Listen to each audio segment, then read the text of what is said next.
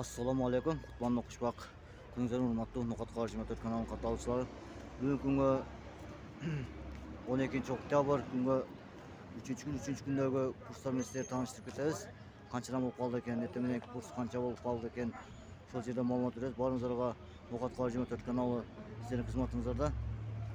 Сиздер менен коштошпойт, баарыңыздарды сыйлайбыз жана урматтайбыз деп Нокат Калар 24 каналы азыр Серек банктын жанына көрүшөбүз. Ошол жерде көрүшүп тынч болуңуздар. Биринчиле биз Финка банкка келдик. Финка банкта 83 сом доллар, 80 сом 80 тиен евро, 1 сом 28 тиен рубль экен. Эки ислам банкка келдик. Ислам банкта 82 сом 50 тиен доллар, 80 сом 50 тиен евро, 1 сом 28 тиен рубль экен. Бул жерде деле рубль ошондой болуп атат. Туугандар, биз азыр Азия банкка келдик. Азия банкта 83 сом доллар, 81 сом евро, 1 сом 28 тиен рубль экен. Рубль бүгүн түшүп кетти, туугандар. Нокат шаарында рубль түшүп кеттир. Эми кылабыз, сабыр кылабыз, башка иланим жок.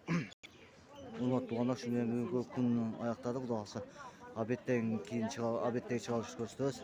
Нокат Калар 24 каналы дайыма сиздердин кызматыңыздарда. Ассаламу алейкум демекчибиз. Баарыңыздар лайк басып, комментарий жазып коюңуздар. Битте лайк басып бизди колдоп коюңуздар. Сиздерден сураныч. Баарыңыздардан Алла разы болсун. Ассаламу алейкум демекчимин.